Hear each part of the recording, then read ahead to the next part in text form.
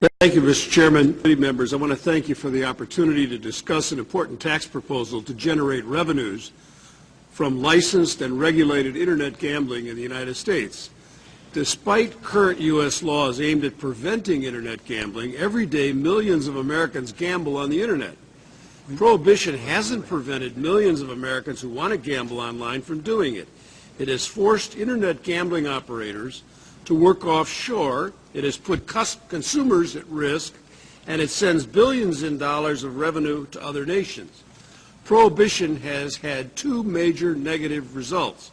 First, when Americans gamble online, they have few protections against risks of fraud, identity theft, and we can't prevent underage and problem gambling or money laundering.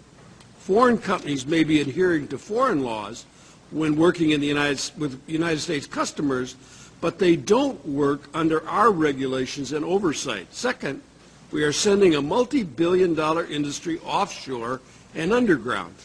As a result, we are making tax criminals of Americans who can't declare their online winnings to the IRS. We are also sending billions of dollars of tax revenue to other countries rather than to the federal government, the states, and the tribal authorities.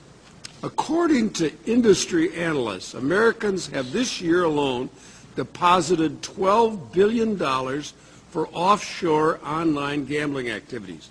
People in the United States made some $105 billion in total wages online, generating an estimated $5 billion a year in gross revenues to offshore operators. All these transactions are underground. None of these activities is regulated and taxed by the U.S. government. Driving Internet gambling offshore has been a policy failure. The GAO has called Internet gambling borderless, and I think it's time for Congress to stop pretending that the future won't come. On March 30th, I introduced an update to my bill, the Internet Gambling Regulation and Tax Enforcement Act. My bill would work in tandem with the bill introduced by Congressman Frank to license and regulate online gambling and would generate $42 billion for the federal government over 10 years, according to the Joint Committee on Taxation. Here's how it works.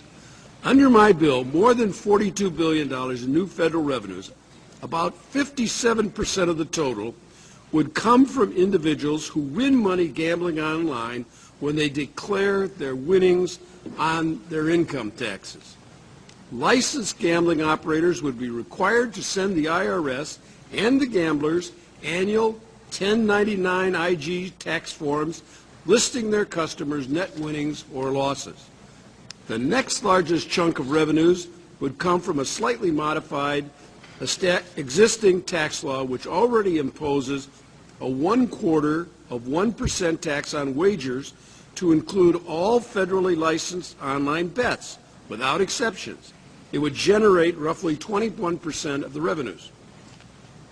My bill would create one new type of tax, a tax on online gambling deposits. That is well suited to online gambling and which would never be imposed on land-based casinos.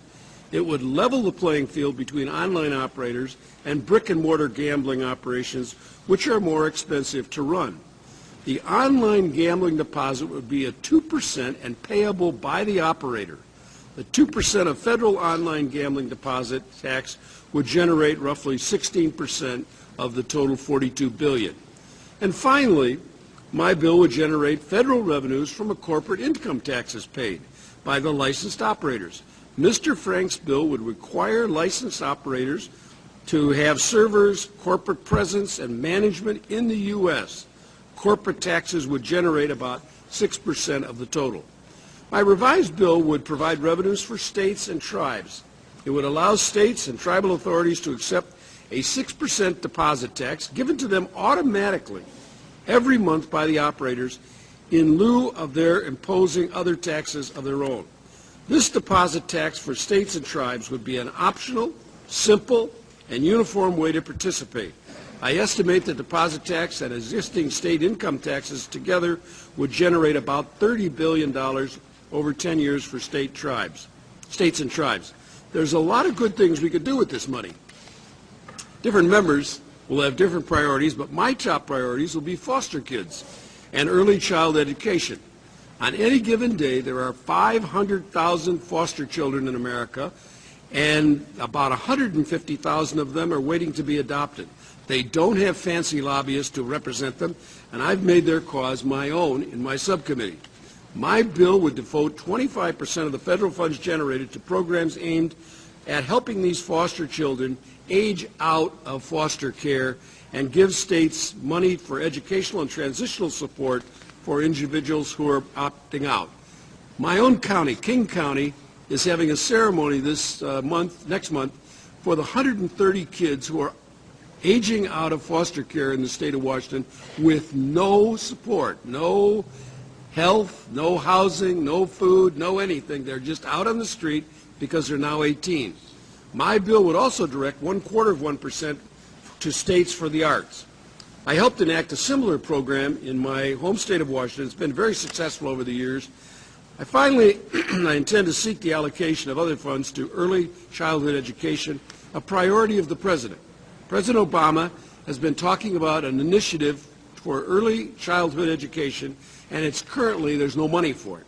Finally, I want to note that apart from cleaning up on online gambling and generating new tax revenue, regulating Internet gambling would create jobs. Mr. Herger asked about jobs. Well, an April 2010 study found that it would mean up to 32,000 additional American jobs created within the first 5 years of enactment.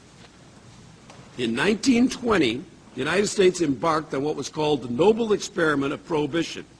It created a criminal underground that hurt consumers. In 1933, we ended prohibition by regulating and taxing alcohol. 77 years later, we still have a peace in place, an almost entirely legal industry that protects consumers and is well understood.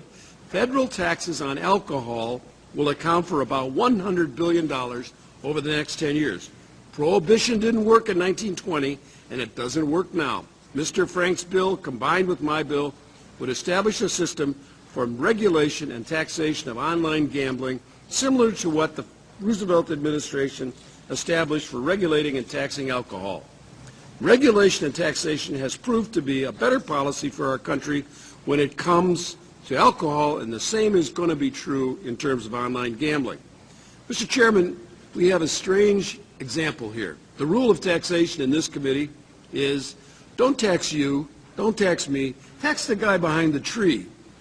Well, we found the guy behind the tree, and what he's saying is, if you would legalize me, I would come out from behind the tree and I'd be glad to pay my taxes. This is an absolutely unusual experience in the Ways and Means Committee, and I thank you for giving me a chance to talk about it here today.